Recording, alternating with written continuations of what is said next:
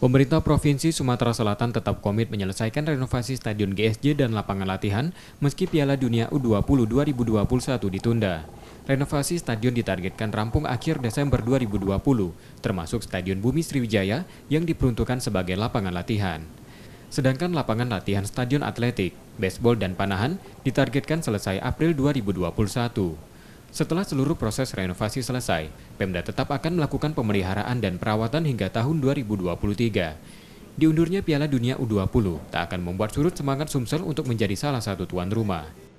Untuk yang stadion APBD, yang didukung APBD, ya pemeliharaan selama ini kan kita pemeliharaan, tapi ada yang didukung oleh BBN dari Kementerian PUPR.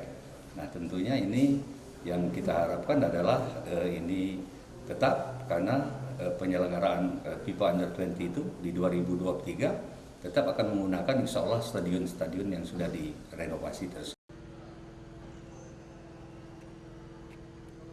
Pemprov Sumsel mengizinkan Stadion GSJ, Stadion Bumi Sriwijaya, serta 3 lapangan lainnya untuk digunakan dalam kegiatan olahraga.